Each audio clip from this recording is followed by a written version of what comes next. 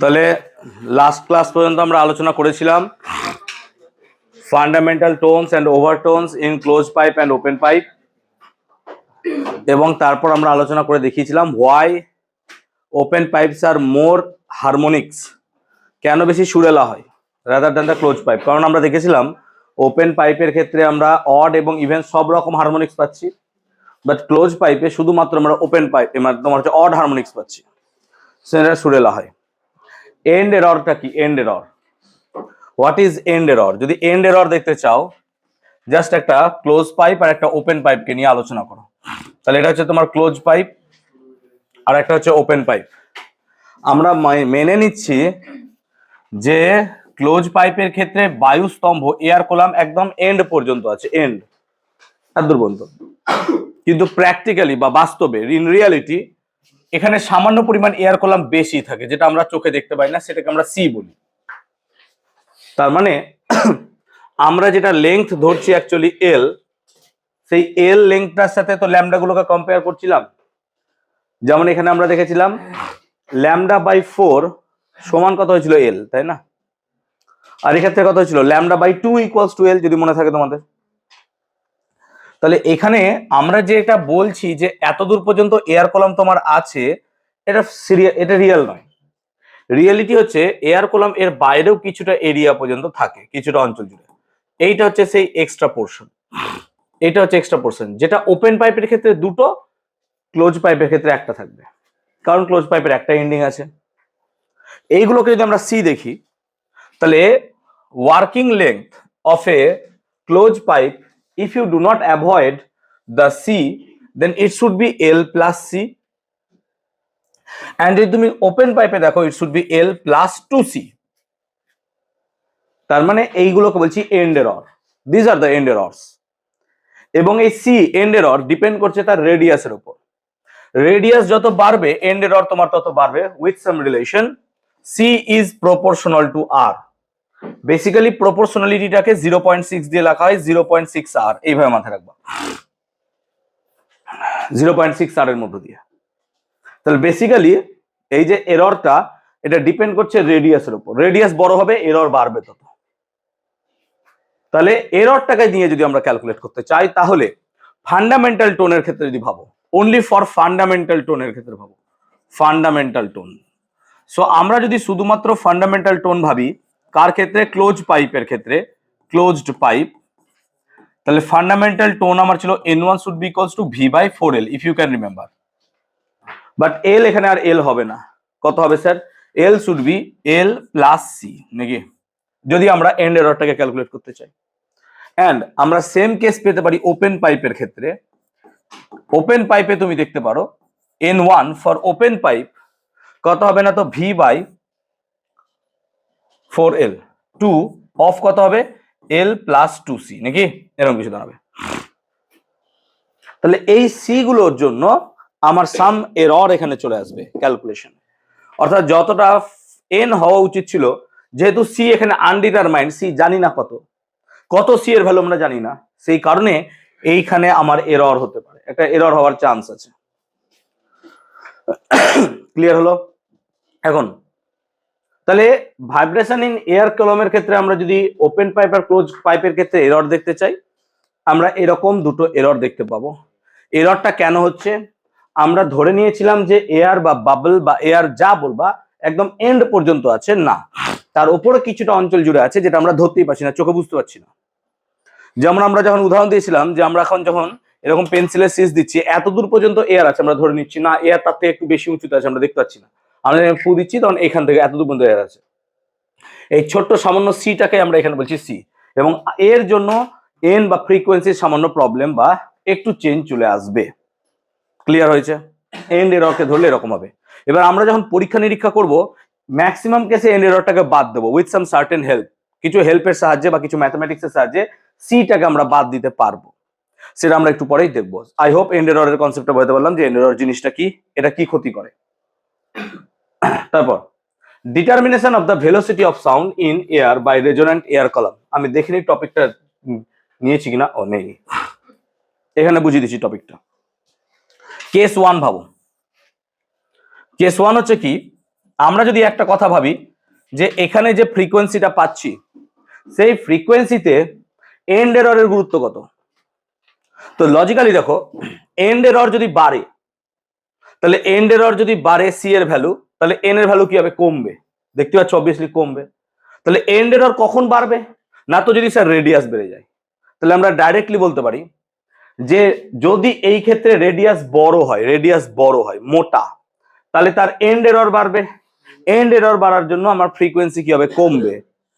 আবার মোটামুটি ভাবতে পারো যে n equal to V by 4l plus C বা 12 প্লাস সি হোয়াট এভার, লেংথের উপর যদি ডিপেন্ডেন্সি দেখো, তাহলে লেংথ যদি বড় হয় ফ্রিকোয়েন্সি কি হবে, কম হবে। সেই জন্য আমরা আগের দিন উদাহরণ দিয়েছিলাম যে বড় পাইপ যদি নিই ফ্লুট, সেখান থেকে সাউন্ড দিলে পরে তার ফ্রিকোয়েন্সি যা হবে না হবে না, ছোট পাইপ নিলে তার ফ্রিকোয়েন্সি কি অনেক বেশি হবে। সেজন্য লেংথের উপর ডিপেন্ড করে। কেস 2 ভাবতে পারো। তাহলে কেস 1 আমরা কি বলছি, এন্ড এরর নিয়ে বলছি। কেস 2 বলছি লেংথ নিয়ে, যে লেংথ যদি বাড়ে তাহলে পরে ফান্ডামেন্টাল টোনের কি ইফেক্ট হবে। লেংথ যদি বাড়ে ফান্ডামেন্টাল টোন কমবে। দেখতে পাচ্ছ এল এর সাথে ব্যস্ত সম্পর্কে আছে। তাহলে এল যদি বাড়ে এন কমবে, এল কমলে এন বাড়বে, সিম্পল কনসেপ্ট। আর এন্ড এরর নিয়ে কি বললাম, যদি রেডিয়াস তোমার বাড়ে তাহলে ফ্রিকোয়েন্সি কমবে, রেডিয়াস কমলে ফ্রিকোয়েন্সি বাড়বে, রেডিয়াসের সাথেও তার সেম কনসেপ্ট আছে। এবার তোমরা একজনকেও বলো দেখি, অনিক মন্ডল বল। কেস 3 যদি আমরা বলি যে ডিপেন্ডেন্সি অফ টেম্পারেচার, টেম্পারেচার বাড়লে পরে ফ্রিকোয়েন্সি বাড়বে না কমবে, একটু ভেবে বল, আগে পড়ানো আছে। হ্যাঁ, কি করে বাড়বে? টেম্পারেচার বাড়লে ফ্রিকোয়েন্সি বাড়বে কেন, হয় ফিজিক্স তো কেন না, কেন বাড়বে ভেলোসিটি অফ সাউন্ড টেম্পারেচার বাড়লে?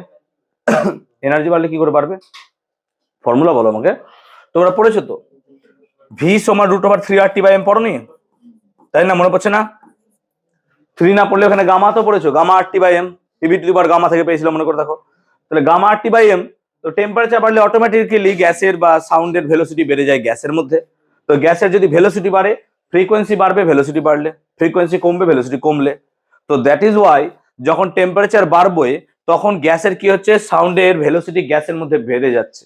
ভেলোসিটি বাড়লে ফ্রিকোয়েন্সি বাড়বে, ভেলোসিটি কমলে ফ্রিকোয়েন্সি কমবে। স্যার এই কয়েকটা ফ্যাক্ট আমার এখানে জানার ছিল। আর একটার উপর ডিপেন্ড করছে দেখো, মাসের উপর।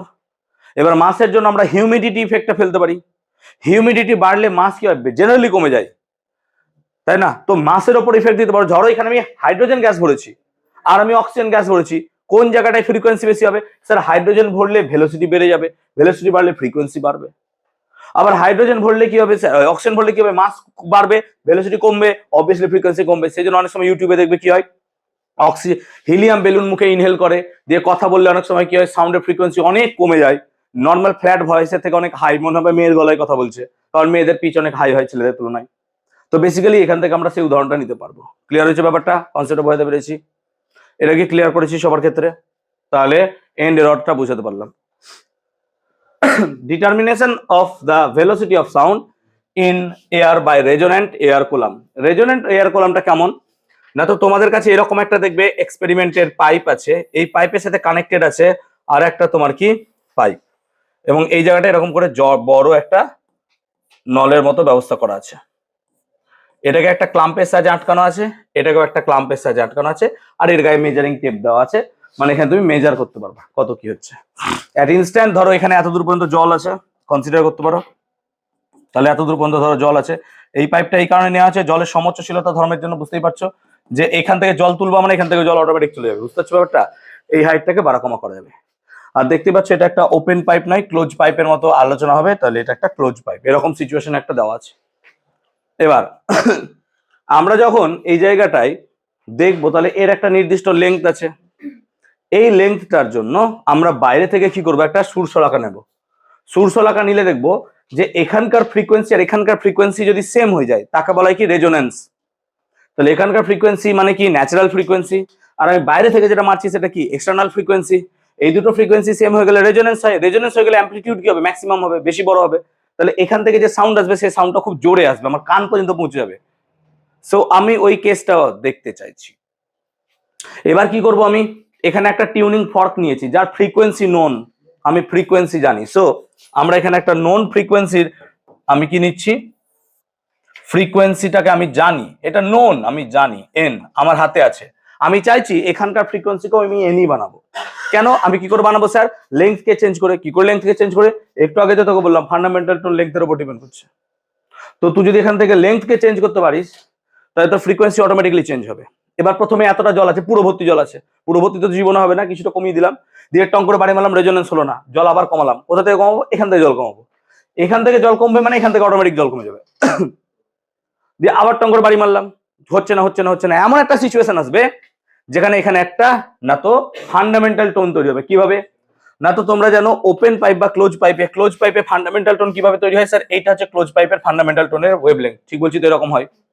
তাহলে এখানেও তাই হবে। এমন একটা সিচুয়েশন আসবে যখন কিছু একটা লেংথ এল এর জন্য, কিছু একটা লেংথ এল এর জন্য যেটা আমরা মেজার করতে পারবো, এখানে একটা ওয়েভ জেনারেট হবে। সেই ওয়েভের জন্য এখানে একটা ফান্ডামেন্টাল টোন তৈরি হবে, এবং তখনই এর ফ্রিকোয়েন্সি যদি সেম হয়ে যায় এখানে কি হবে? রেজোনেন্স হবে।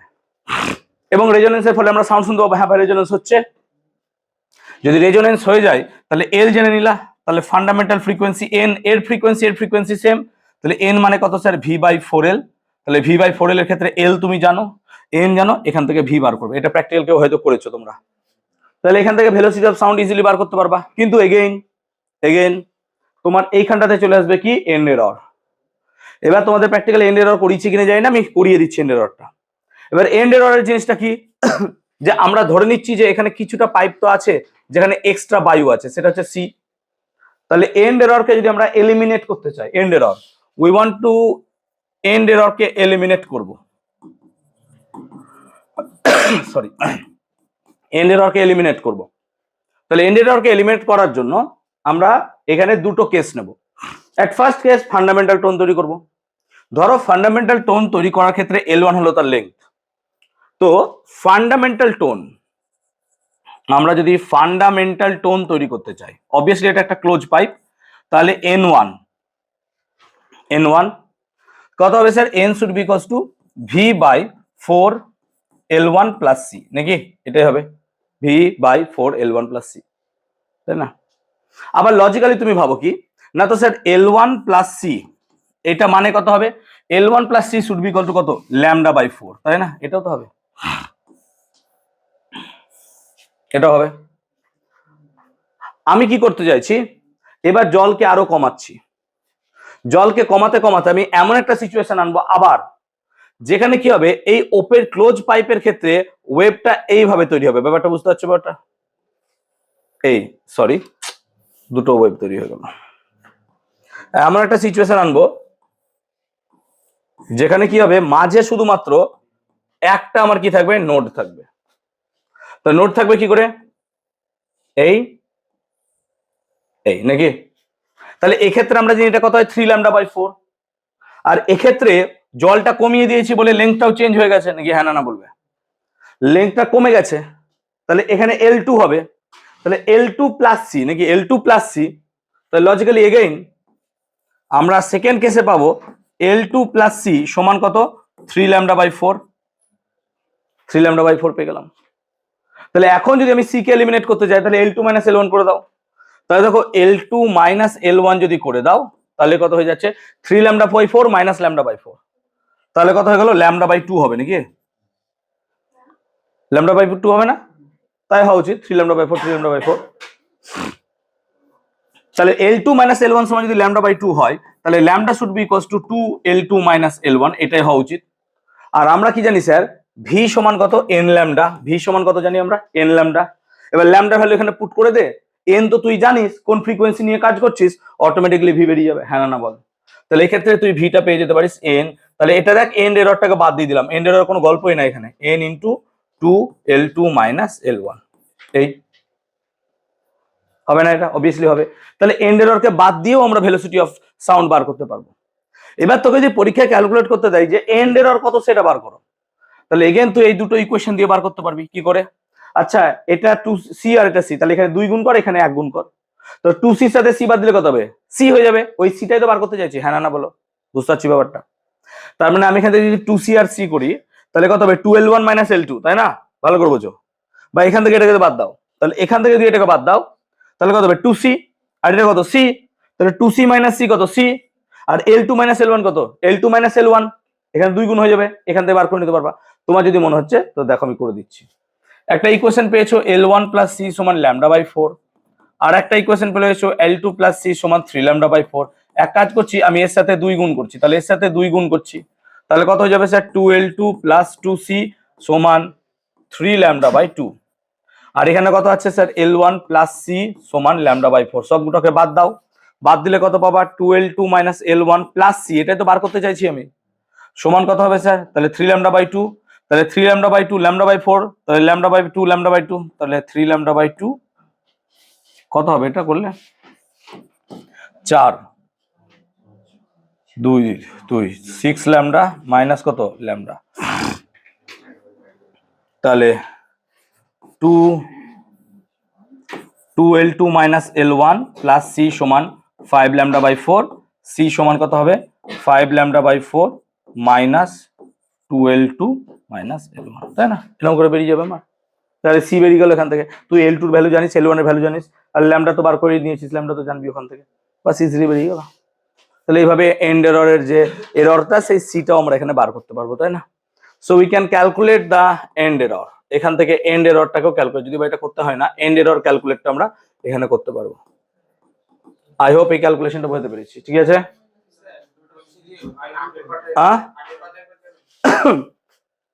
বল কোথায়? এই জায়গাটায় এয়ার কলাম তো, সুপারভিশন কেন? এয়ার কলাম এখানে স্ট্যান্ডিং ওয়েভ তৈরি হচ্ছে, স্ট্যান্ডিং ওয়েভ তৈরি হচ্ছে এখানে। এয়ার কলাম কি? এটা তো এয়ার কলাম। এয়ার কলামের ক্ষেত্রে ওপেন পাইপ আর ক্লোজ পাইপের কনসেপ্ট আগের দিন পড়লাম, যে এই হয় নোড অ্যান্টি নোড হয়, এগুলো সব হচ্ছে কি আমাদের স্থান তরঙ্গ বা স্ট্যান্ডিং ওয়েভ, এগুলো সব স্ট্যান্ডিং ওয়েভ তৈরি হচ্ছে। একটা কোথায়? কেন? রেজোনেন্সের জন্য। রেজোনেন্স হলে পরেই কি হচ্ছে, যে কোনো জায়গায় যদি এক্সটার্নাল ফ্রিকোয়েন্সি আর তোমার ন্যাচারাল ফ্রিকোয়েন্সি একসাথে সেম হয়, তো ড্রিভেন ফোর্স যদি যার উপর ফোর্স পড়ছে তার ফোর্সের সাথে সেম হয়ে যায় ফ্রিকোয়েন্সি ওয়াইজ, তাহলে দুটোর মিলে কি হয়? ফ্রিকোয়েন্সি বেড়ে যায়। রেজোনেন্স তো এই কারণে হয়। সেই কারণে আমরা কি করেছিলাম, সেকেন্ড চ্যাপ্টার বুঝেছিলাম যে মার্চ করতে গেলে সৈন্যদেরকে একসাথে মার্চ করতে দেয় না। তার কারণ কি? আমার ফ্রিকোয়েন্সি পায়ের আর যদি ব্রিজের ফ্রিকোয়েন্সি ম্যাচ করে যায়, ব্রিজ কোলাপস করে যাবে, এত বেশি ভাইব্রেশন হবে। সেই জন্য তো হারমোনিয়ামের ভেতর ফাঁপা রাখা হয়, যাতে করে এয়ার কলামটাকে কাঁপানো যায়। সেই জন্য একই কেস এখানেও তাই হচ্ছে। তুমি যদি এখানে ফুল ভর্তি করে দাও, দিয়ে বাজাও, তুমি বাজবে? কোনদিন বাজবে না। বুঝতে পেরেছি ব্যাপারটা? এত ক্লিয়ার হয়েছে সবার? তাহলে এই তোর কি বুঝছিলি? যা মন যায় করতে পারো, সি প্লাস সি 2C দিয়ে, হ্যাঁ তাও হতো, তুই যেটা মন যায় কর, যেটা ইচ্ছা কর, অসুবিধা নেই। এই প্রসেসই তো তার কোনো মানে নাই, যেটা ইচ্ছে মন যায় করো। ক্লিয়ার হয়েছে এত পর্যন্ত? তাহলে এত পর্যন্ত আমরা বুঝলাম। তাহলে আমরা এন্ড এররটাকে ক্লিয়ার করলাম, আর প্র্যাকটিক্যালটা বোঝাতে পারলাম কি করে প্র্যাকটিক্যালটা করতে হয়, ঠিক আছে? তো আই হোপ বোঝাতে পারলাম। এবার পড়বো আমরা বিটস। এবার পড়বো আমরা beats. So definition and characteristics. Definition and characteristics of beats. Beats কাকে বলে? আমরা আগের দিন পড়িয়েছিলাম যে যখন দুটি ওয়েভ পরস্পরের মধ্যে ফ্রিকোয়েন্সির সামান্য পরিমাণ ডিফারেন্স থাকবে, তাদের অ্যামপ্লিটিউড সেম হোক বা না হোক। এবার অ্যামপ্লিটিউড যদি সেম না হয়, তাদের অ্যামপ্লিটিউড কাছাকাছি হতে হবে। অ্যামপ্লিটিউড যদি খুব পার্থক্য হয়ে যায়, তাহলে বিটস বোঝা যাবে না। তার কারণটা একটু পরে বোঝাচ্ছি। তো অ্যামপ্লিটিউড ধরো সেম, এরকম দুটো ওয়েভ, তাদের যদি ফ্রিকোয়েন্সির সামান্য পার্থক্য থাকে, আমরা আগের দিন আলোচনাও করেছিলাম ফ্রিকোয়েন্সির পার্থক্যটা 10 হার্টজ বা তার কম হতে হবে। তো তার মতো যদি হয়, তাহলে পরে সেখানে দেখা যায় কোনো কোনো সময় শব্দ শোনা যায়, কোনো কোনো সময় শব্দ শোনা যায় না। অর্থাৎ কোনো কোনো সময় ব্লাইন্ড, কোনো কোনো সময় হয় কি একদম খুব আলো। এই রকম ঘটনাকে আমরা বলছি বিটস, স্বরকম্প বাংলায় বলতে গেলে বিটস। তা বিটস এর ক্ষেত্রে কি হবে, যদি আমরা ম্যাথমেটিক্যাল ইন্টারপ্রিটেশন অফ বিটস দেখি, ম্যাথমেটিক্স কি, ম্যাথমেটিক্স অফ বিটস পড়ে গেছে, ঠিক আছে? তো ম্যাথমেটিক্যাল অ্যানালাইসিস হবে দুটো ওয়েভকে আমরা এখানে কনসিডার করব, তাদের ফ্রিকোয়েন্সি সামান্য পার্থক্য, ফ্রিকোয়েন্সি মানে এন, এবং ধরে নেবো যে তাদের মধ্যে কোনো দশা পার্থক্য নেই। বিটসের যদি ক্যারেক্টারিস্টিক্স দেখতে চাও, যে বিটসের মধ্যে থাকা দুটো ওয়েভের মধ্যে ফ্রিকোয়েন্সি ডিফারেন্স 10 হার্টজ কেন, আমরা একটু পরেই দেখাবো যে তাদের মধ্যে ফ্রিকোয়েন্সি 10 হার্টজ কেন হয়। একদম নর্মাল সেন্সে ভাবো, আমাদের মস্তিষ্ক কোনো একটা সাউন্ডকে 1-10 সেকেন্ড ধরে রাখতে পারে। সেম লজিক অ্যাপ্লাইজ, যে আমাদের মস্তিষ্ক কোনো কিছুকে 1-10 সেকেন্ড দেখতে পায়, এবং 1-10 সেকেন্ডের মধ্যে অন্য কিছু যদি সেই জায়গায় চলে আসে, তাহলে আমরা সেটাকে কন্টিনিউয়াস ধরবো। সেই রকমই যদি 10 হার্টজের পার্থক্য না আসে, আমাদের ব্রেন সেই কেপেবল নয় যে বিটস হবে, কিন্তু বিটস আমরা ভিজুয়ালাইজ করে বুঝতে পারবো না। সেই জন্য ফ্রিকোয়েন্সি ডিফারেন্সটা 10 হার্টজ। সেই জন্য N1 N2 ফ্রিকোয়েন্সি ডিফারেন্সটা খুব কাছাকাছি দরকার হয়, ঠিক আছে? ক্যারেক্টারিস্টিক্স অফ বিটসটা একটু পড়ে নেবে বাড়িতে, যেমন আমরা তোমাদের স্ট্যান্ডিং ওয়েভের ক্ষেত্রে বলেছিলাম যে একটু পড়ে নিও, তাহলেই হবে, আর কিছু লাগবে না। ডেফিনেশনটা পরীক্ষায় এসছে, পরীক্ষায় পড়বে। আমরা ম্যাথমেটিক্যাল অ্যানালাইসিসে যাচ্ছি, যেটা সবথেকে দরকার, ম্যাথমেটিক্যাল অ্যানালাইসিস অফ বিটস। তাহলে আমরা এখানে বললাম দুটো ওয়েভকে ধরবো যাদের মধ্যে ফ্রিকোয়েন্সি সামান্য পরিমাণ ডিফারেন্স থাকবে। সো কনসিডার করো এটা একটা wave, that is y1 equal to a sin omega T হতো, ওমেগার বদলে আমি 2 পাই n1 ধরলাম কারণ ফ্রিকোয়েন্সি n1 হচ্ছে। আর একটা ওয়েভ y2 সমান কত হবে a sin 2 পাই n2t, এরকম দুটো ওয়েভ পেলাম। তাদের অ্যামপ্লিটিউড গুলোকে আমি সেমি ধরলাম। এখন এই দুটো ওয়েভ যদি কোনো একটা জায়গায় মিট করে, তাহলে মিট করলে according to the superposition principal y1 plus y2 এরকম দুটো ওয়েভ পাবা, তার যোগফল হবে নতুন একটা রেজাল্টেন্ট ওয়েভ। এবং কত হবে y should be equals to a sin 2 pi n1t plus a sin 2 pi n2t, এই দুটো হবে। তার মানে sin c plus sin d, formula কি হবে sin c plus d by 2 cos c minus d by 2। তার মানে আমরা কি নিয়ে নেবো 2a sin c plus d by 2, ভালো করে দেখবা। তাহলে c প্লাস d বাই 2 মানে 2 পাই থাকলো, ভালো করে দেখবি n1 plus n2 by 2t, এটাই হবে না বলবে, কারণ দেখো 2 পাই t তো কমন নিয়ে বেরিয়ে গেল, শুধু n1 প্লাস n2 বাই 2 হবে, বাই 2 তো সবার মধ্যেই ছিল। আর কি হবে ভালো করে দেখবে, আর তার সাথে কি গুণ হবে, আর তার সাথে গুণ হবে cos, এগেইন cosটাকে এভাবে লিখতে পারো 2 pi n1 minus n2 by 2t, এই লিখলাম। এবার দেখো এই রেজাল্টেন্ট ওয়েভ y, এই যে y এর ভ্যালুটা যখন আমরা পাবো না তখনই কি বলবো শব্দ শুনতে পাবো না, হ্যাঁ না বলো। তার মানে y 0 হওয়ার অনলি পসিবিলিটি আছে যখন n1 মাইনাস n2টা 0 হবে, আদারওয়াইজ কোনো পসিবিলিটি নাই। দেখো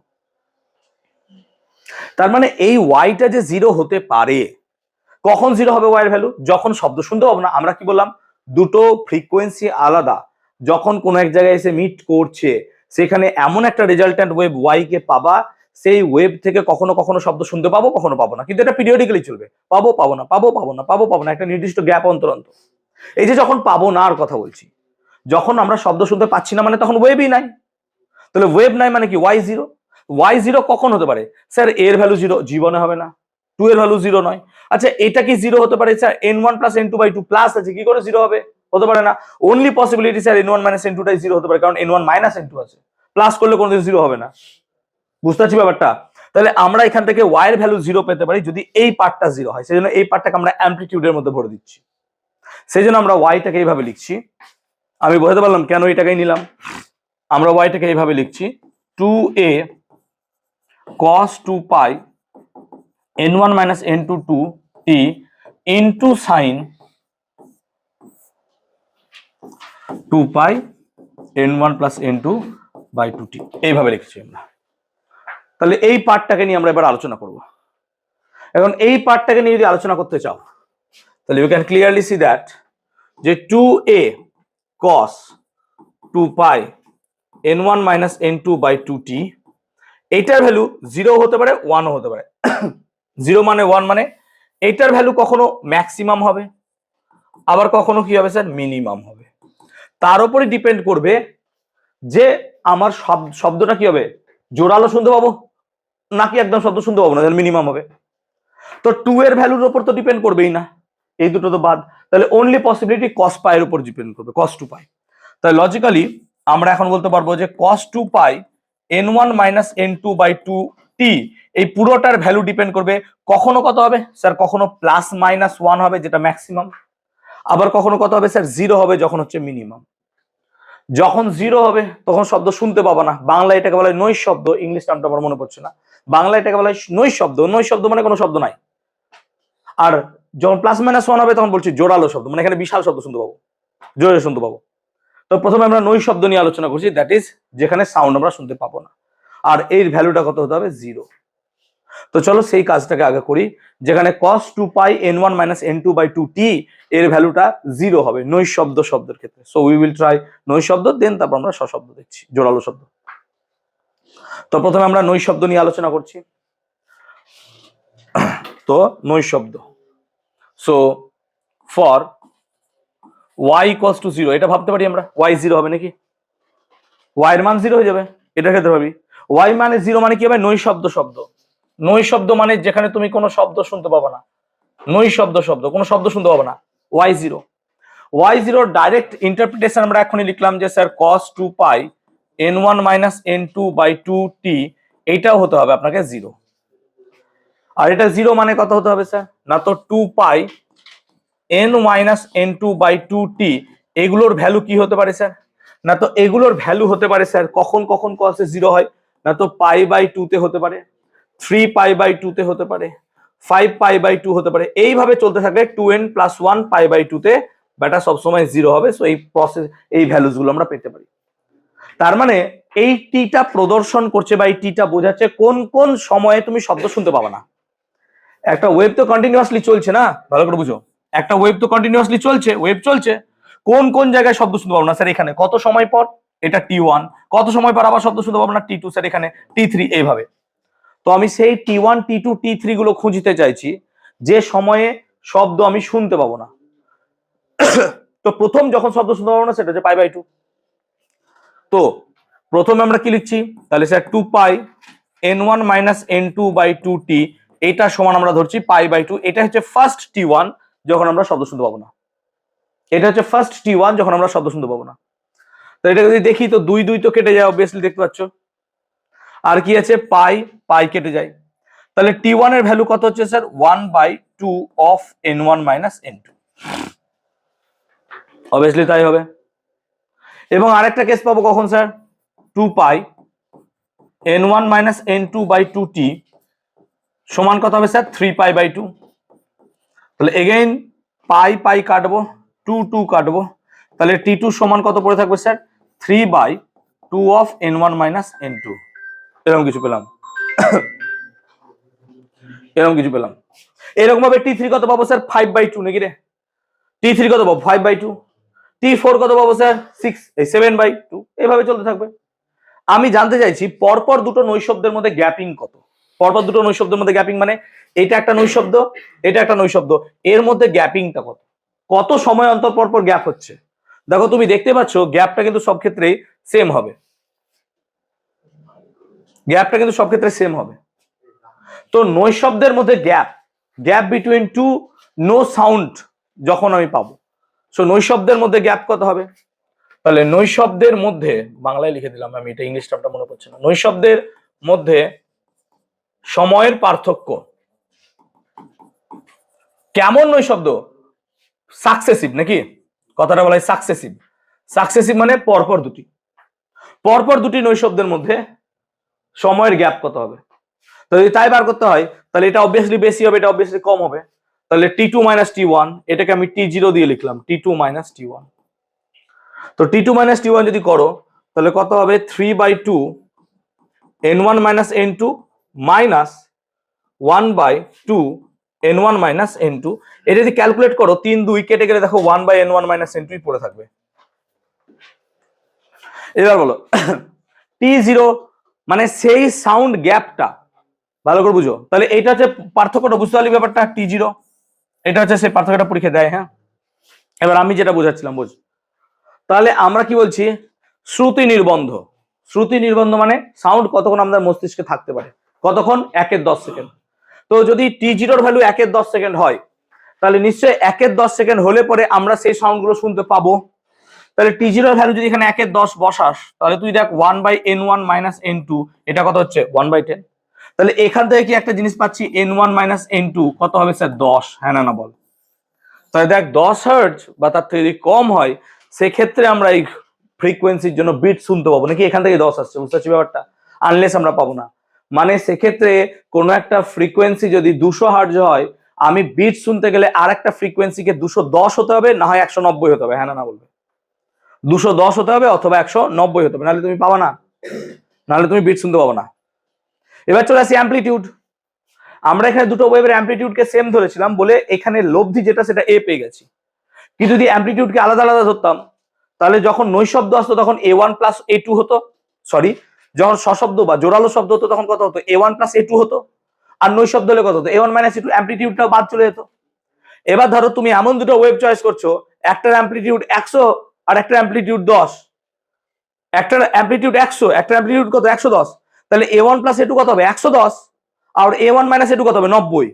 মানে সেক্ষেত্রে সেই বিটস এর এনার্জি এতই বেশি হবে যে তুমি তাদেরকে আলাদাভাবে ডিফারেন্সিয়েটই করতে পারবে না। কিন্তু যদি তাদের কাছাকাছি হয়, কাছাকাছি মানে ধরো একটা 100 একটা 90, তাহলে তাদের মধ্যে পার্থক্য কত হবে দেখো, A1 প্লাস A2 কত হবে 100 প্লাস 90 190, আর পার্থক্য কত 100 মাইনাস 90 10, 190 10 এর গ্যাপটা অনেক বেশি। সেই ক্ষেত্রে তাদের ইন্টেন্সিটিরও চেঞ্জ আলাদা হবে, ইন্টেন্সিটি আলাদা হলে তার কানে আমাদের বুঝতে সুবিধা বেশি হবে না। তো ইন্টেন্সিটি কাছাকাছি হয়ে গেলে তো মুশকিল, আমরা তো বুঝতে পারবো না। যেমন ধরো রেইনবোতে তো 7টা রঙই দেখা যায়, কিন্তু তাদের ইন্টেন্সিটি এমন থাকে যে আমরা 4টা 5টা বেশি কালার দেখতেই পাই না। কিন্তু নেচার তো 7টা রঙই ভাঙে, আমরা সেটা বুঝতে পারি না, কারণ কি তারা এত কাছাকাছি থাকে।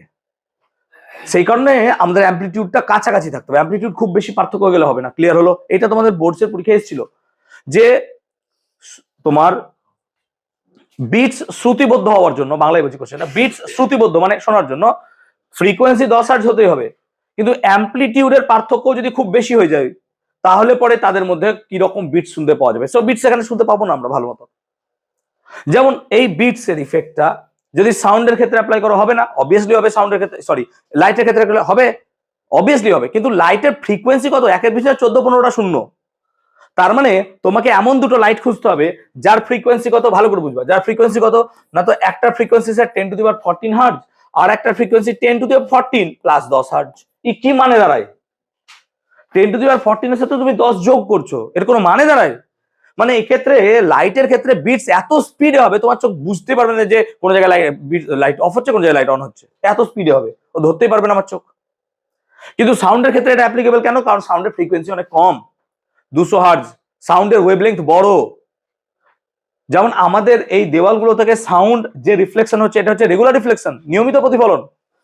কারণ এখানে সাউন্ডের ওয়েভ এত বড় যে এগুলো তার ক্ষেত্রে সব রেগুলার মানে মসৃণ তল রূপে কাজ করছে, কিন্তু যখন আমি লাইটের ক্ষেত্রে ঢুকে যাব এগুলো সব অমসৃণ তল। শুধুমাত্র মিরর, আয়না, এটা হচ্ছে মসৃণ তল বলে লাইট এখান থেকে রেগুলার রিফ্লেকশন করছে, আর রেগুলার রিফ্লেকশন করলে আমরা আমাদের ইমেজ দেখতে পাবো। তোরা ক্লাস 7-এ পড়েছিস, নিয়মিত প্রতিফলন প্রতিবিম্ব তৈরি করে। সেম এখানেও তাই হচ্ছে। কনসেপ্টটা কি ক্লিয়ার করাতে পেরেছি? আমি বুঝতে পারলাম, ক্লিয়ার হয়েছে ব্যাপারটা, বুঝাতে পেরেছি? অ্যামপ্লিটিউড পার্টে ঢুকে দিচ্ছি ওটা, হ্যাঁ ওটা অ্যামপ্লিটিউডে ঢুকে যাচ্ছে বলে। তাহলে আরেকটা কি হবে, সশব্দ জোরালো শব্দের জন্য। তাহলে আরেকটা কেস পাবো আমরা, জোরালো শব্দ, জোরালো শব্দ শোনার জন্য। তাহলে জোরালো শব্দ শোনার জন্য আমরা সেম কনসেপ্ট নেব, 2 পাই n1 - n2/2t। কত নেব? 2 পাই n1 - n2/2t। এটা সমান কত হতে হবে স্যার? তাহলে জোরালো শব্দ শোনার জন্য কসের 0তে ভ্যালু হয় ম্যাক্সিমাম, তাহলে 0 হবে। পরেরটা নিশ্চয়ই পাই হবে, তারপরটা 2 পাই, তারপরটা 3 পাই, এইভাবে চলতে গেলে কত হবে? n পাই। কসের n পাই 0 হয়, সব এই 1 হয়, ম্যাক্সিমাম হয়, পাইয়ের ভ্যালুতে চলে কস। তাহলে পরে আমরা যদি এখন প্রথম কেসটাকে চয়েস করি, 0 তো চয়েস করে কোনো লাভ নাই, বুঝতেই পারছো। তাহলে ফার্স্ট পাই আর 2 পাইকে চয়েস করি। তাহলে পাই আর 2 পাই, t1 তো 0 হবে নাকি? t1 এর ভ্যালু তো 0 হবে, প্রথম কেস t1 টা তো 0 হবে। t2 টা বার করছি, t2, তাহলে এটা t1 হবে, এটা হবে t2, t2 টা বার করছি। তাহলে 2 পাই n1 - n2/2 t2 সমান কত হবে স্যার? না তো পাই, পাই পাই কেটে গেল, 2 2 কেটে গেল। বুঝতে পারছি ব্যাপারটা? তাহলে লজিক্যালি n1 - n2 সমান কত হয়ে গেল? না তো সরি, t2 কত হয়ে গেল স্যার? t2 হলো 1/n1 - n2। হ্যাঁ না বলবে, তাই না? 1/n1 - n2। ক্লিয়ার? নেক্সট কত হবে? 3 পাই দেখবো। তাহলে 2 পাই n1 - n2/2t3 সমান 3 পাই। পাই পাই কাটলো, 2 2 কাটলো, তাহলে t3 কত হলো স্যার? t3 হলো 3 পাই। প্রথমে এটা কত? পাই 2 পাই হবে না, সরি 2 পাই। তাহলে 2/n1 - n2। এগেন পরপর দুটো জোরালো শব্দের মধ্যে গ্যাপ যদি বার করতে চাও t0, তাহলে t0 should be equal two t3 - t2, এবং বাই ক্যালকুলেশন তুমি দেখতেই পাচ্ছ কত হবে? 1/n1 - n2। তার মানে একটা ওয়েভ যখন বিটস এর আন্ডারে আছে, তার মানে এখানে যদি জোরালো শব্দ হয়, এখানে নিঃশব্দ, জোরালো শব্দ নিঃশব্দ, জোরালো শব্দ নিঃশব্দ। তার মানে দেখো দুটো জোরালো শব্দের মধ্যে যে গ্যাপ, এক্স্যাক্টলি দুটো নিঃশব্দের মধ্যে গ্যাপ, এবং দুটোর মানই কত? 1/n1 - n2। অর্থাৎ পরপর দুটো শব্দর গ্যাপ সশব্দের ক্ষেত্রেও তাই হবে, নিঃশব্দের ক্ষেত্রেও তাই হবে। এখান থেকে আমরা বিটস এর ধারণা পেতে পারি। ক্লিয়ার হলো বিটস কনসেপ্টটা? ম্যাথামেটিক্যাল রিলেশন পুরোটা কি বোঝাতে পেরেছি আমি? ফ্রম ফার্স্ট টু লাস্ট দেখো অনেক বড় ক্যালকুলেশন, এই পার্টগুলো কি বোঝাতে পেরেছি আমি? ক্লিয়ার হয়েছে? এবার বিটস এর application to determine unknown frequency. Unknown ফ্রিকোয়েন্সিকে আমরা এখান থেকে ডিটারমাইন করতে পারবো। আননোন ফ্রিকোয়েন্সি বলতে কি বোঝায়? যে ফ্রিকোয়েন্সি আমরা জানি না, এইরকম ফ্রিকোয়েন্সিকে আমরা ডিটারমাইন করতে পারবো। ভালো করে আমি একটা উদাহরণ দিয়ে বুঝিয়ে দিচ্ছি, তাহলে বুঝতে পারবে, কারণ এখান থেকে অঙ্ক আছে। হ্যাঁ, এই আননোন ফ্রিকোয়েন্সি ডিটারমিনেশন থেকে পরীক্ষায় প্রশ্ন দেয়, তো আমরা সেটা একটু দেখার চেষ্টা করছি। ক্লিয়ার হলো সবার? চল পরেরটা দেখছি। ধর আমার কাছে একটা নোন ফ্রিকোয়েন্সি আছে, নোন। তো আমার কাছে একটা নোন ফ্রিকোয়েন্সি আছে, নোন ফ্রিকোয়েন্সি কত? ধরেলে সেটা হচ্ছে 200 হার্টজ। এটা আমার কাছে আছে, ভালো করে বুঝবে, একটা উদাহরণ দিয়ে বোঝাচ্ছি। 200 হার্টজের ফ্রিকোয়েন্সি একটা আছে আমার কাছে, এটা আমার কাছে নোন ফ্রিকোয়েন্সি। এবার আমাকে একটা আননোন ফ্রিকোয়েন্সি দিয়েছে, আননোন ফ্রিকোয়েন্সি কত? আমি ধরে নিচ্ছি আননোন ফ্রিকোয়েন্সি যেটা আমাকে বার করতে হবে ফ্রিকোয়েন্সি, সেই আননোন ফ্রিকোয়েন্সিটা এন। এবার আমি কি করছি, যে এদের মধ্যে আমি কি করছি, অবভিয়াসলি আমাকে এখানে স্বরকম্প তৈরি করতে হবে। তাহলে স্বরকম্প তৈরি করতে গেলে এদের মধ্যে গ্যাপিংটা কত হবে? 10 হার্টজ, তার বেশি হবে না, এটুকু তো মাথায় আছে। তাহলে স্বরকম্প যেহেতু তৈরি করবে, তাহলে আমি দুটোকে কি একসাথে বাড়ি মারবো, দিয়ে দেখবো 1 সেকেন্ডে কটা এরকম বিটস তৈরি হচ্ছে, বাড়ছে কমছে 1 সেকেন্ডে কটা, 1 সেকেন্ডে কটা বিটস তৈরি করছে। কনসিডার করে 1 সেকেন্ডে সে 5টা বিটস তৈরি করছে, 5টা, 4টে ধর সুবিধা হবে, 4টে, 1 সেকেন্ডে 4টে বিটস।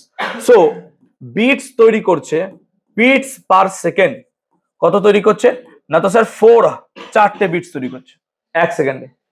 তার মানে 1 সেকেন্ডে যদি 4টে বিটস তৈরি করে, তাহলে এর সাথে এর ফ্রিকোয়েন্সির পার্থক্যই 4, হ্যাঁ না বল?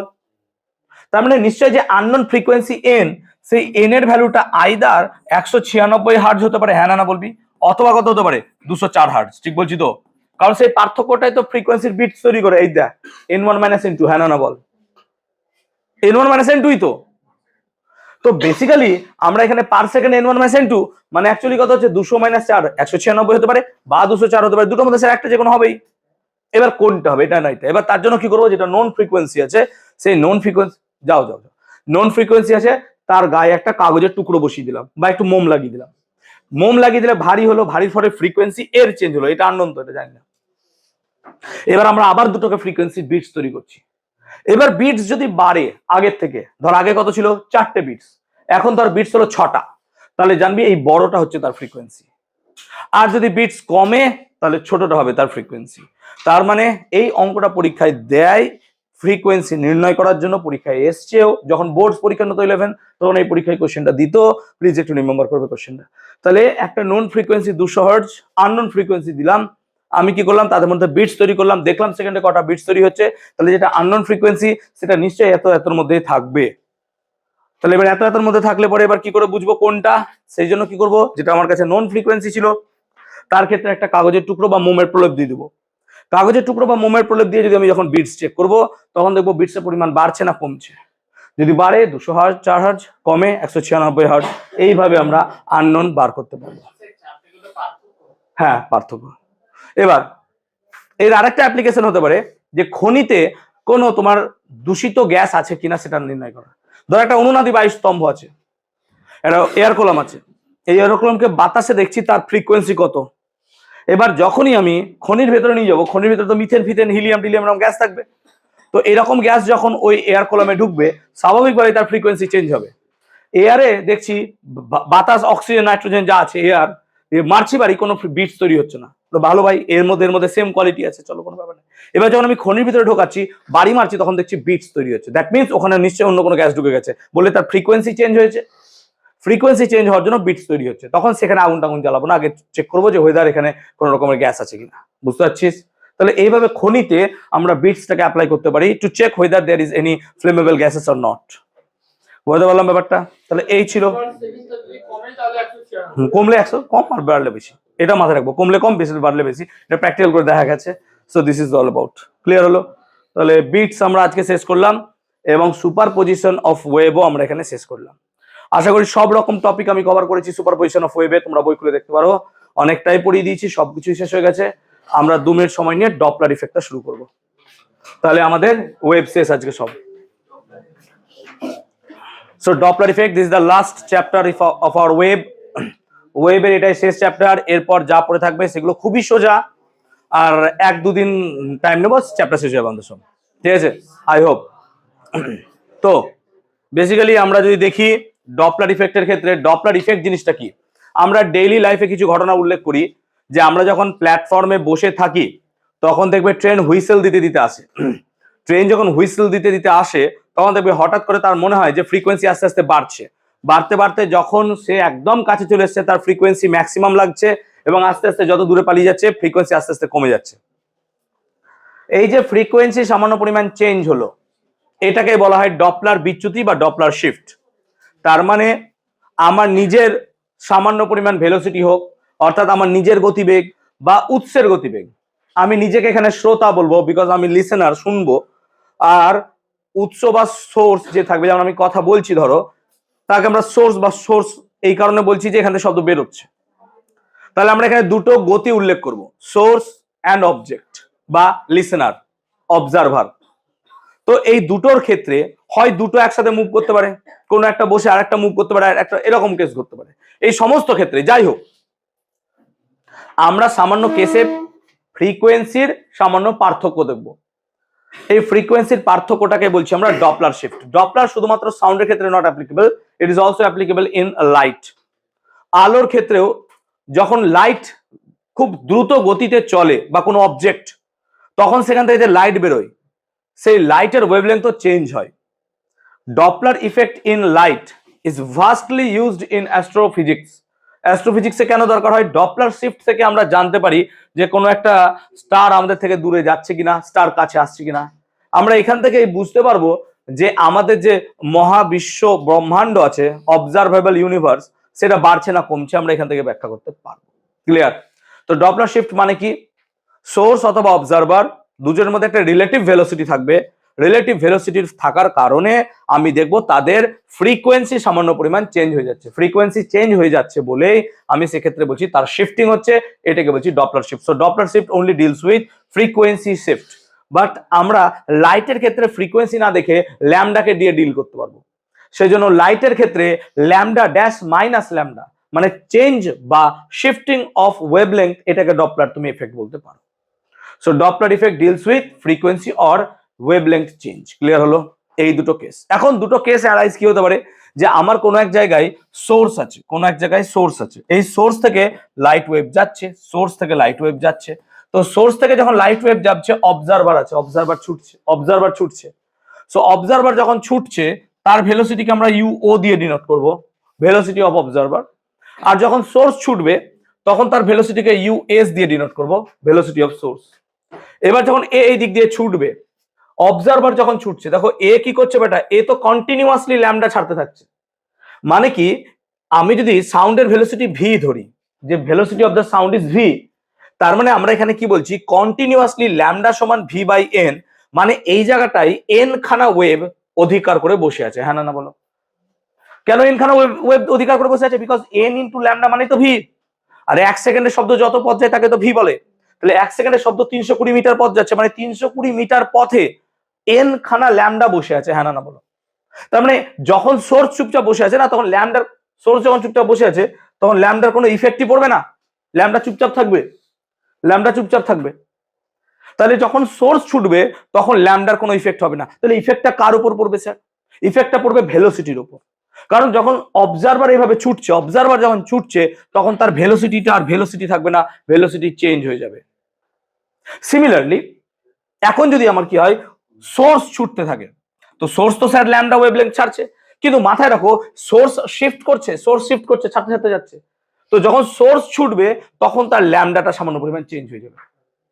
ল্যামডাটা কিভাবে চেঞ্জ হবে সেটা আমরা একটু পরে পরে আলোচনা করছি। সো আমরা দুটো কথা মাথায় রাখবো এখানে, যে জাস্ট মেমোরিতে রাখো, কি বোঝাতে পারলে বুঝো, না হলে এবার মেমোরিতে রাখো কি, যে যখন স্যার শুধুমাত্র অবজারভার যাবে, সোর্স ফিক্সড, তখন ভি চেঞ্জ হবে।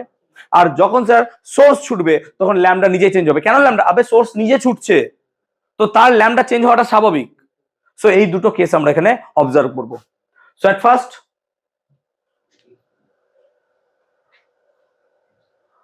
Effect of motion of listener. তাহলে এট ফার্স্ট আমরা আলোচনা করব effect of motion of listener. চলো, তো কনসিডার করলাম সেম লজিক, যে এখানে কোনো একটা সোর্স বসে আছে এন্ড ইট ইজ ফিক্সড, এর কোনো গলতি নাই, কিছু করছে না। আর এখানে কোনো একটা অবজারভার আছে, সে ইউও ভেলোসিটি নিয়ে ছুটছে। তো যখন ইউও ভেলোসিটি নিয়ে ও ছুটবে, তখন দেখো লজিক্যালি কি হবে, এখানকার যে ভেলোসিটি আছে, সাউন্ড সোর্স তো এদিক দিয়ে ভেলোসিটি দিয়ে ছুটছে আর এই দিকে ছুটছে, তাহলে যদি এই দিকে ছুটে তাহলে ভেলোসিটিটা এখানে চেঞ্জ হবে। কিভাবে চেঞ্জ হবে, না তো ও আরো বেশি করে এখানে ল্যামডা গুলোকে অ্যাবজর্ব করতে পারবে। তার মানে সামহাও আমার কি মনে হচ্ছে যে এখানকার সাউন্ডের ভেলোসিটি ভি আর এখানকার ভেলোসিটি ইউ ওর মধ্যে আমি যেহেতু বেশি করে ল্যামডা গুলোকে শুনতে পাচ্ছি, তাহলে আমার সামহাও ভেলোসিটি এখানে বেড়ে যাচ্ছে। সেই জন্য আমাদের এখানে যে ভি ড্যাশটা পাবো সেটা should be equals to V plus you O. যদি এইভাবে বুঝতে না পারো, কনসেপ্ট এরকম ভাবে না, কিন্তু পরের ক্ষেত্রে আবার কনসেপ্ট খাটবে না। কি, যে দেখো দুটো অপোজিট দিকে চলছে, তো হয় তাদের যোগফল হবে ভি প্লাস ইউ ও, সিম্পল। তাহলে লজিক্যালি কি হচ্ছে, ভি প্লাস ইউ ও এইভাবে ছুটছে। তাহলে লজিক্যালি কি দেখলাম, যে যখন কোনো একটা সোর্স চুপচাপ বসে আছে, অবজারভার ছুটছে with the velocity of U O, তখন তার কি হচ্ছে, ভেলোসিটি চেঞ্জ হয়ে যাচ্ছে, V dash should be equal to V plus you O. মানে আমার ওখানে ট্রেন দাঁড়িয়ে হুইসেল দিচ্ছে, আমি দৌড়াচ্ছি, আমি বেশি করে ল্যামডা নিজের মধ্যে নিয়ে নিচ্ছি, তো সেই কারণে ভি প্লাস ইউ ও আমার বাড়ছে ভেলোসিটিটা। সো মাথায় রাখো কি, যখন effect of the motion of listener পাবো, তখন ভেলোসিটিটা চেঞ্জ হবে এবং V dash should be equal to V plus you O, এইটা হবে। নেক্সট কি, নেক্সট হবে effect of motion of source. এবার একটু আগে কি বললাম, effect of motion of source যদি দেখি আমরা, সেক্ষেত্রে ল্যামডাটা চেঞ্জ হবে। ন্যাচারালি ল্যামডা কত স্যার, ল্যামডা তো ভি বাই এন, ল্যামডা তো ভি বাই এন। এবার ভালো করে ভাবো, এখানে একটা সোর্স বসে আছে এবং সেই সোর্সটা উইথ দ্য ভেলোসিটি ইউএস এদিকে ছুটছে, অবজারভার ফিক্সড আছে, অবজারভার ফিক্সড। তাহলে এখান থেকে যে ল্যামডা গুলো বেরোচ্ছে, সেই ল্যামডা চেঞ্জ হবে। ল্যামডা যদি চেঞ্জ হয়, এখানে কি হচ্ছে দেখো, ভি চেঞ্জ হচ্ছে, এন চেঞ্জ হচ্ছে, দুটোই চেঞ্জ হওয়ার কথা। তো বেসিক্যালি ল্যামডা এখানে পুরোপুরি কমপ্লিটলি চেঞ্জ হয়ে যাচ্ছে। এবার ল্যামডা চেঞ্জ হচ্ছে মানে কি, ল্যামডা চেঞ্জ হচ্ছে মানে যে এখানে ভি এর পরিমাণও চেঞ্জ হচ্ছে। কিভাবে, না তো সোর্স এইভাবে যাচ্ছিল, আর এইদিকে কি হচ্ছে, ভেলোসিটি অফ ওয়েভ যাচ্ছে, তাহলে সেম যদি তুমি অ্যাপ্লাই করতে চাও এখানে কি, যে রিলেটিভ ভেলোসিটির কনসেপ্ট, তাহলে এরা যেহেতু দুটো একই দিকে যাচ্ছে, তাহলে এদের মধ্যে যে রিলেটিভ ভেলোসিটি হবে, অবজারভার শুনতে পাবে, সেটা কত, ভি মাইনাস ইউএস। তাহলে ভি মাইনাস ইউএস ওয়েভ শুনতে পাবে, সেই জন্য এই ক্ষেত্রে lambda dash should be equal to, V থাকবে না, কত হয়ে যাবে, ভি মাইনাস ইউএস বাই কত হয়ে যাবে, এন। ফ্রিকোয়েন্সি চেঞ্জ হবে না, ফ্রিকোয়েন্সি ফিক্স থাকবে। ল্যামডা চেঞ্জ হচ্ছে, ল্যামডার ইফেক্টটা কোথা থেকে পাচ্ছি আমরা, ভেলোসিটি দিয়ে পাচ্ছি, V minus U S. So lambda dash should be equal to V minus US by N. রিলেটিভের কথা ভাব, তাহলে হবে, রিলেটিভের কথা ভাব। দেখ আগেটাতে কি হচ্ছিল, দুটো অপোজিট দিকে যাচ্ছিল, সেজন্য বি প্লাস ইউও করেছিলাম, জাস্ট বোঝার সুবিধার জন্য বলছি। আর এখানে কি হচ্ছে, একই দিকে যাচ্ছে, কারণ সোর্স তো দিকে যাচ্ছে আর ভেলোসিটি অফ সাউন্ড ওই দিকে যাচ্ছে, তাহলে রিলেটিভ কত হবে, ভি মাইনাস ইউএস। এইভাবে ভাব, এইভাবে ভাবলে আমাদের মন বুঝতে সুবিধা হবে, বেসিকটা অন্যরকম। এখন যদি মোশন আর লিসেনার দুটোই ছুটতে শুরু করে, তার মানে কেসটা এরকম, যে যেখানে সোর্স আছে আর যেখানে অবজার্ভ আছে, ইও ইউএস ভেসে যাচ্ছে, এও কি যাচ্ছে, ভিএসে যাচ্ছে, এইভাবে যাচ্ছে। তার মানে যখন অবজারভার ছুটছে তার জন্য ভি চেঞ্জ হবে, আর সোর্স যখন যাচ্ছে তার জন্য ল্যামডা চেঞ্জ হবে। তাহলে আমরা এক্ষেত্রে যে নতুন ফ্রিকোয়েন্সি পাবো, সেই ফ্রিকোয়েন্সিটা নিশ্চয়ই আগের ফ্রিকোয়েন্সি এন আর হবে না, কত হবে, চেঞ্জ হবে। কেন, এন ড্যাশ হবে। আগেরটাতে কেন হলো না, আগেরটাতে ফ্রিকোয়েন্সি সেম ছিল, কিন্তু যখন দুটোই ছুটছে তখন কি হবে, আমার ফ্রিকোয়েন্সি এন ড্যাশ চেঞ্জ হয়ে যাবে। এন ড্যাশ কত হবে, না তো n dash should be equal to v dash by কত হবে স্যার, ল্যামডা ড্যাশ। তাহলে N dash v dash by lambda dash হলো, কারণ v change of velocity, lambda হচ্ছে চেঞ্জ অফ ওয়েভলেংথ, ঠিক আছে, ভি ড্যাশ আর ল্যামডা ড্যাশ। কি করছিস তোরা ওখানে, এত বকছিস কেন?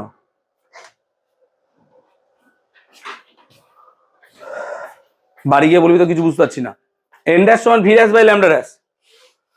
এবার ভি ড্যাশ এর ভ্যালু বসা, ভি ড্যাশ এর ভ্যালু কত ছিল, না তো ভি প্লাস ইউ ও ছিল সম্ভবত, আর এখানে ল্যামডা ড্যাশ কত ছিল, V minus US by N, এটাই হলো আমার এন ড্যাশ। তাহলে এন ড্যাশ কত, V plus U O by V minus US into কত, এন। আর ডপলার শিফট বার করতে গেলে কি করতে হবে, ফ্রিকোয়েন্সি চেঞ্জ। ডপলার শিফট বার করতে গেলে কি করতে হবে, ফ্রিকোয়েন্সি চেঞ্জ, তাই না? তাহলে বেসিক্যালি এরকম কিছু দাঁড়ালো। তাহলে আমরা যদি এন ড্যাশ মাইনাস এন করি, তাহলে এটাকে কি বলবো, ডপলার শিফট। তাহলে এটা হচ্ছে ডপলার শিফট, তাহলে কত হবে sir, V plus U O by V minus U S N minus N, তাহলে এন কমন নিলে, এন যদি কমন নিয়ে নিস তাহলে V plus U O by V minus U S minus কত হয়ে যাচ্ছে 1 নাকি, এরকম কিছু দাঁড়াচ্ছে। তাহলে বেসিক্যালি ডপলার শিফট মানে কত হয়ে যাচ্ছে এন ড্যাশ মাইনাস এন, এই করলাম আমরা, এটাকে ডপলার শিফট বলছি।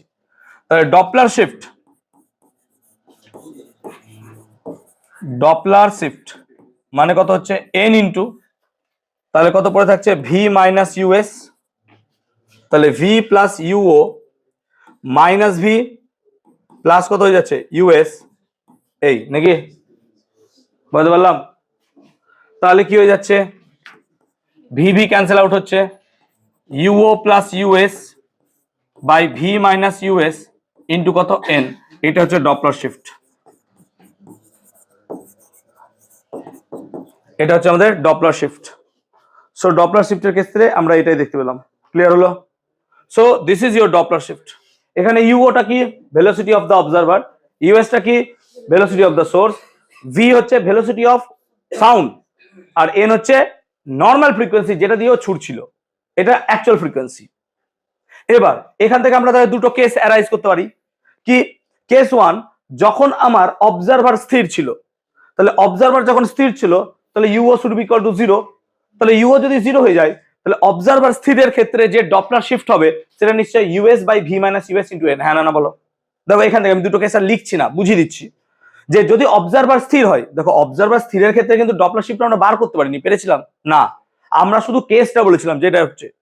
তাহলে ডপলার শিফট যদি বার করতে চাই তাহলে ডপলার শিফট কত হবে না, তো Doppler shift should be equals to U O তো 0, তাহলে U S by V minus US into কত হয়ে যাবে এন। হ্যাঁ না বলো? এটাই হওয়া উচিত। সো ডপলার শিফট যখন আমার কি হচ্ছে অবজারভার কি হচ্ছে স্থির, ইফেক্ট অফ মোশন অফ, এটা উল্টো লিখলাম নাকি, যাও ওর পরে লিখে দিচ্ছি, এখানে কেসটা করা নাই।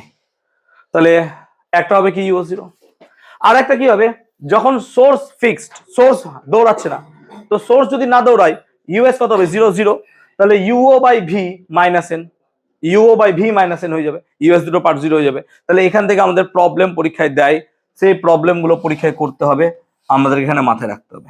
এবার এই জায়গাটায় যদি দেখো তোমরা, তাহলে এই ক্ষেত্রে আমরা দুটো কেস এখানে নতুন নিতে পারি, যে যদি সেখানে কোনো রকম ভাবে বাতাস চলে, দেখবে কোনো জায়গায় যদি ফ্যান চলে, আমরা যদি মুখ দিয়ে কথা বলি সেই কথাটা সামনের দিকে বেশি দূর যায় না। যেমন বাইক চালালে যে পেছনে বসে আছে সে চিৎকার করে যায়, সামনের জন বেশি শুনতে পায় না, আর সামনের মুখ দিয়ে হ্যাঁ বললে পরে ও প্রচুর শুনতে পেয়ে যায়। তার কারণ কি এয়ার ফ্লো এর একটা গুরুত্বপূর্ণ ভূমিকা আছে। তো যদি এয়ার ফ্লো হয় তাহলে আমরা কি করতে পারি, যে যদি এয়ার ফ্লো যেদিকে অবজারভার ছুটছে সেদিকেই হয়, মানে অর্থাৎ কি with the direction of sound, যেদিকে সাউন্ড চলছে বা শুনতে পাচ্ছি, তাহলে ভি গুলো এখানে প্লাস করে দেবো, স্মল ভি, নতুন একটা টার্ম, তাহলে এখানেও ভি যোগ হবে, এখানেও ভি যোগ হবে, তাহলে নতুন হবে। আচ্ছা যদি ভি সোজা না ঢুকে এরকম করে প্যারালালি চলে বা কোন একটা অ্যাঙ্গেল থিটা দিয়ে চলে, তখন ভি কস থিটা বা ভি সাইন থিটা টার্ম এখানে অ্যাড করবো আমরা যদি দরকার পড়ে। আচ্ছা এখানে আমরা কি বললাম যে স্যার ইউ আর ইউএস তো এইভাবে চলছে, আচ্ছা ইউ ইউএস এভাবে না চলে ইউএস এইভাবে চলতে পারে আর ইউ তো এইভাবে যেতে পারে, তাহলে তাদের মধ্যে একটা অ্যাঙ্গেল থাকতে পারে, তো সেই অ্যাঙ্গেলের রেসপেক্টে আমরা এখানে কস বা সাইন টার্ম ইউজ করতে পারবো যদি সেক্ষেত্রে দেখি টার্ম দরকার পড়ে। তো হ্যাঁ, যদি আমরা এখানে ইউ ও বা ইউএস এর ক্ষেত্রে অ্যাঙ্গেল পাই তাহলে সেই অ্যাঙ্গেল গুলো এখানে ইউজ করতে পারবে কস থিটা বা সাইন থিটা দিয়ে। তো এগুলো সবই চেঞ্জ করতে পারো অ্যাকর্ডিং টু ইউর প্রবলেম যেমন হবে তার মতো করে। তো যদি বায়ু ঢোকে ভি যোগ করতে পারো, যদি এখানে তোমার মনে হয় অ্যাঙ্গেল ঢুকবে, বায়ু যদি অ্যাঙ্গেল নিয়ে চলে তার কম্পোনেন্ট ভি কস থিটা দিতে পারো, তো যা ইচ্ছা তাই করতে পারো, ডপলার শিফটের ক্ষেত্রে কোনো প্রবলেম হবে না। ক্লিয়ার হয়েছে ব্যাপারটা? এই হলো সিচুয়েশন। তাহলে ইফেক্ট অফ এয়ার ফ্লো এখনই বুঝিয়ে দিলাম নিশ্চয়ই, যে আমরা স্মল ভি চলবে, তাই না, স্মল ভি চলবে। যেমন ধরো যে তুমি এখান থেকে এদিকে কথা বলছো, এদিক থেকে এদিকে কথা বলছো, আর এয়ার চলছে তোমার সাম অ্যাঙ্গেল থিটা দিয়ে, তাহলে এটা যদি স্মল ভি হয় আর এটা যদি ক্যাপিটাল ভি হয়, কথা মানে বলছি, তাহলে এই স্মল ভি এর একটা কম্পোনেন্ট দিয়ে কত পড়বে ভি কস থিটা, তাহলে নিশ্চয়ই এখানে আমি কত লিখবো, যে সাউন্ডটা পাবো সেটা V plus V cos theta হতে বাধ্য, তাই না, V plus V cos theta হতে বাধ্য। আবার যদি থিটার ভ্যালু 0 ডিগ্রি হয়ে যেত তাহলে নিশ্চয়ই capital V plus small V করে দিতাম। আবার থিটা যদি 180 ডিগ্রি হতো, মানে কি পুরো অপোজিটে চলছে, তখন ক্যাপিটাল ভি মাইনাস কি করতাম স্মল ভি। তাহলে এইভাবে আমরা ইফেক্ট অফ এয়ার ফ্লো কে ওখানে ইন্ট্রোডিউস করাতে পারবো সেম সিচুয়েশনে। সো ডপলার শিফটের ক্ষেত্রে যে ক্যালকুলেশন বা আমরা ফর্মুলা পেলাম that U O plus U S by V minus US into N, এটা মাথায় রাখবো ডপলার শিফটের ক্ষেত্রে।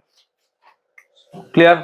ডপলার ইফেক্ট ফর ইকো, ইকোর ক্ষেত্রে ডপলার ইফেক্ট কেমন জাস্ট বুঝিয়ে দিচ্ছি, একই কেস, কেসের কোনো চেঞ্জ হবে না, সব ফর্মুলা সেম, কেসটা একটু বুঝলে। ধর এখানে কি হচ্ছে, সোর্স আছে, সোর্স, সেই সোর্সটা ধর ইউএস ভেলোসিটি নিয়ে ছুটছে, এটা কোনো একটা প্রতিবন্ধক, কোনো একটা দেওয়াল অনেক দূরে আছে, আর তুই এখানে অবজারভার বসে আছিস, তুই যে পিছন পেছন ছুটছিস উইথ দ্য ভেলোসিটি অফ ইউও এইদিকে, তাহলে এইভাবে ছুটছিস, তাহলে ইকোটা তো সামহাও এই দিক থেকে এদিকে আসবে। তাহলে সেই জন্য আমরা ধরে নেবো যে সোর্সটা এইদিকে নাই, এইদিকে কোনো এক জায়গায় আছে, ইমাজিনারি সোর্স, যেটা একটা মিরর ভাব, মিরর, এর যদি একটা মিরর থাকতো তাহলে এর একটা প্রতিচ্ছবি এখানে ভাবতাম, তাহলে এখান থেকে যে ডিস্টেন্সে আছে সেই ডিস্টেন্স দূরে আমি আর একটা সোর্স ভেবে নিলাম, দ্যাট ইজ কি হচ্ছে ইউএস নিয়েই ও ছুটছে, কারণ কি এর ভেলোসিটি সেম হবে যেহেতু এটা প্যারালাল মিরর আছে। তাহলে যদি এরকম হয় তাহলে এইভাবে ও ছুটছে, তাহলে যখন এইভাবে ও ছুটছে তাহলে দেখ অবভিয়াসলি ইউএসটাকে যদি বাদ দিয়ে দিস, দেখ মনে হচ্ছে দুটো একই দিকে ছুটছে, হ্যাঁ না বল? তো দুটো যে একই দিকে ছোটে তার ইকুয়েশন তো একটু আগে পেয়ে গেলাম, হ্যাঁ না বল? U O plus U S minus by V minus U S. তো যেহেতু আমরা পেয়ে গেছি তাহলে আই হোপ আমার আর করার দরকার পড়বে না, বুঝতে পেরেছি ব্যাপারটা? সো ইকোর ক্ষেত্রেও দেখবি সেম কেসই অ্যাপ্লিকেবল, শুধুমাত্র এখানে তোমার মনে হবে এইটা নাই, এইটা এইরকম আছে, এটা নিয়ে এইটা এই প্রবলেমটা নিয়ে এক্সাম্পলে একটা প্রবলেম আছে, ওটা সবাইকেই করতে হবে, আমি বাংলা ভার্সনে দেখেছি আজকে, এক্সাম্পলে এরকম একটা প্রবলেম আছে, এই প্রবলেমটা করবি, দেখবি এক্স্যাক্টলি এই ডায়াগ্রাম দিয়ে আছে। তো এই প্রবলেমটা কিন্তু করলে পরে দেখবি, তাহলে বুঝতে পারবি যে প্রবলেমটাকে সলিউশন কি করে করতে পারবো। হ্যাঁ হ্যাঁ, সেজন্য ইউএস এখানে নেগেটিভ নিব, এখানে আবার ইউএস কত নিয়ে নিবো, পজিটিভ নিয়ে নিবো, একই হয়ে গেল না? কোনটা হবে না, সোর্সকে রাখতে হবে, অবজেক্ট তো দৌড়াবে, সোর্স তো তোমাকে সাউন্ড ছাড়ছে না। ক্লিয়ার হয়েছে? ওকে, সেম বলে আর বললাম না। Doppler effect of light, red and blue shift. Red and blue shift মানে কি? ধরো আমি কোনো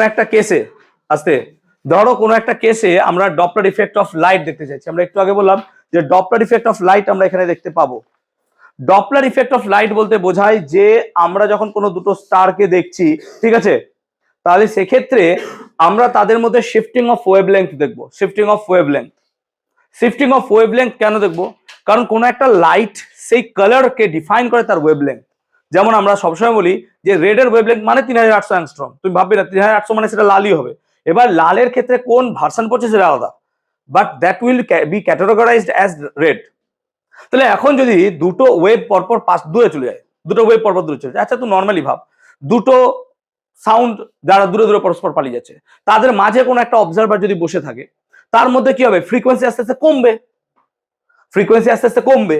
তাহলে ফ্রিকোয়েন্সি যদি কমে, তাহলে ফ্রিকোয়েন্সি কম আমি যদি লাইটের ক্ষেত্রে অ্যাপ্লাই করি, তাহলে লাইটের ক্ষেত্রে অ্যাপ্লাই করছি যে এরকম দুটো স্টার আছে তারা পরস্পর দূরে পালিয়ে যাচ্ছে, বা আমি আমার কাছ থেকে একটা স্টারকে অবজার্ভ করছি, স্টার তো লাইট ছাড়ছে, কিন্তু স্টার যে লাইট ছাড়ছে আমরা পুরো কথাটাই কি বলি যে সবাই নিজের পক্ষে ঘুরছি বা দূরে পালিয়ে যাচ্ছি, যাই হোক, তাহলে ওই স্টারকে যদি অবজার্ভ করি, তাহলে স্টারের অবজার্ভ করলে দেখবো যে স্টার থেকে যে লাইট রে আসছে 1-2 ঘন্টা পর সেই লাইটের ওয়েভলেংথ সামান্য পরিমাণ চেঞ্জ হয়ে যাচ্ছে। চেঞ্জ হচ্ছে কেন? চেঞ্জ হচ্ছে হয় সে কাছে চলে আসছে, না হয় দূরে চলে যাচ্ছে, কি করে? স্যার ফ্রিকোয়েন্সি চেঞ্জ হচ্ছে। আর যদি চেঞ্জ না হতো তাহলে আমাদের রিলেটিভ ভেলোসিটি কত থাকতো? 0 থাকতো। রিলেটিভ ভেলোসিটি 0 থাকতো বলে আমাদের ফ্রিকোয়েন্সি চেঞ্জই হতো না, ল্যামডাও চেঞ্জ হতো না, কিন্তু চেঞ্জ হচ্ছে। তো যেহেতু চেঞ্জ হচ্ছে, এবার চেঞ্জ হয়ে ল্যামডার ভ্যালু কমছে না বাড়ছে, তখন ল্যামডার ভ্যালু যদি বাড়ে মানে ফ্রিকোয়েন্সি কি হচ্ছে, কমছে, c equal to n lambda. তো ল্যামডার ভ্যালু যদি বাড়ে তাহলে এটা কোন দিকে যাচ্ছে? লালের দিকে, কারণ লালের ল্যামডা বেশি, এটাকে আমরা বলি রেড শিফট। আর যদি ল্যামডা ভ্যালু কমে তার মানে এটা কি হবে? ল্যামডা ভ্যালু কম কোন দিকে? নীলের দিকে, সেটা বলা হয় ব্লু শিফট। তাহলে একটা নক্ষত্র যদি আমাদের থেকে দূরে সরে যায় তাহলে অবভিয়াসলি তার ল্যামডা বাড়বে, কারণ ফ্রিকোয়েন্সি কি হবে? কমবে। সেই জন্য আমি যদি কোনো একটা স্টারকে লক্ষ্য করি এবং তার মধ্যে দেখতে পাই রেড শিফট দেখা যাচ্ছে, আমি বুঝবো যে নক্ষত্র আমাদের থেকে দূরে পালিয়ে যাচ্ছে। আবার কোনো একটা নক্ষত্র রিড করলাম, দেখলাম ব্লু শিফট দেখা যাচ্ছে, নক্ষত্র আমাদের কাছে আসছে, তাহলে এমনি কেউ বলে দেয় না পট করে যে ওই নক্ষত্র আমাদের কাছে আসছে বা এই নক্ষত্র আমাদের পৃথিবী থেকে দূরে পালিয়ে যাচ্ছে, বিকজ তাদের ডপলার ইফেক্টটাকে ক্যালকুলেট করা হয়। ডপলার ইফেক্ট ক্যালকুলেট করে তার শিফটিংটাকে দেখা হয় যে either it is red shift or blue shift. তখন আমরা বুঝতে পারি যে হ্যাঁ সে আমাদের থেকে দূরে পালাচ্ছে না কাছে পাচ্ছে। এই সেম প্রিন্সিপাল অ্যাপ্লাই করছে যদি আমরা অবজারভেবল ইউনিভার্সের কথা ভাবি। অবজারভেবল ইউনিভার্সের ম্যাক্সিমাম বডির ক্ষেত্রে দেখা যাচ্ছে যে তাদের মধ্যে কি দেখা যাচ্ছে, রেড শিফট। মানে কি, অবজারভেশনের ফলে দেখা যাচ্ছে বডিগুলো কি হচ্ছে, আস্তে আস্তে দূরে সরে যাচ্ছে। তাহলে এর থেকে বোঝা যাচ্ছে যে মহাবিশ্ব নিশ্চয়ই এক্সপান্ড করছে বলে তো সব জিনিস দূরে পালিয়ে যাচ্ছে। তো গুগল ক্রোমে বা একটা কোনো ব্লগে বা কোনো একটা নিউজ পেপারে এক কোনায় যদি লিখে দেওয়া হয় যে না ঠিক আছে চলো, যে আমাদের এখান থেকে দেখছি এই নক্ষত্ররা দূরে পালিয়ে যাচ্ছে, শুনতে খুব ভালো লাগে, কিন্তু তার বিহাইন্ড দ্য ক্যালকুলেশন এগুলো থাকে। এবার সাধারণ জনগণকে তো এগুলো আর বোঝানো যায় না, তাই না? তোমরা পড়ছো, তোমরাই বুঝবা না, তা আমি আর কি করবো? পড়াশোনা বুঝছি না, পাশে গল্প করছে, তার কি করবো, তাই না? সো এগুলো ন্যাচারালি কি হয় যে আমরা শিফটিং দিয়ে বিবেচনা করি যে ওয়েদার এগুলো কাছে আসছে কিনা। সো অবজারভেবল ইউনিভার্স যে এক্সপান্ড করছে, বড় হচ্ছে, সেটাও আমরা বুঝতে পারি এর সাহায্যে, আদারওয়াইজ আমরা বুঝতে পারতাম না। ক্লিয়ার হলো? Calculation of apparent wavelength. Apparent ওয়েভলেংথের ক্যালকুলেশন কি হবে? না তো আমরা একটু আগে দেখেছিলাম স্যার ল্যামডা ড্যাশ মানে কত ছিল, না তো ল্যামডা ড্যাশ মানে ছিল sir v minus US by কত এন, হ্যাঁ না বলো, তাই না? কিন্তু লাইটের ক্ষেত্রে তো এটা হবে না। লাইটের ক্ষেত্রে ভিটা কত হবে স্যার, সি নাকি রে? নিশ্চয়ই ভিটা কত হবে, সি, লাইট। সো লাইটের ক্ষেত্রে আমি এই কোয়েশ্চেনটাকে এইভাবে লিখবো, ভি এর জায়গায় লিখবো সি, আর যে বস্তুটাকে নিয়ে আলোচনা করছি তার ভেলোসিটি কত ধরে নিচ্ছি, তার ভেলোসিটি ইউ, তাহলে c by minus u by n. আবার এন মানে কত, না তো স্যার লাইটের ক্ষেত্রে সি সমান কত লিখতে পারবেন, সি সমান লিখতে পারবেন এন ল্যামডা, তাহলে এন মানে কত স্যার, সি বাই ল্যামডা, তাহলে এন মানে হচ্ছে সি বাই ল্যামডা, তাহলে এন এর ভ্যালু বসিয়ে দে, তাহলে c minus u by c ওপরে চলে যাবে ল্যামডা, তার মানে কত হয়ে গেল sir 1 minus u by c into lambda, এটাই ল্যামডা ড্যাশ।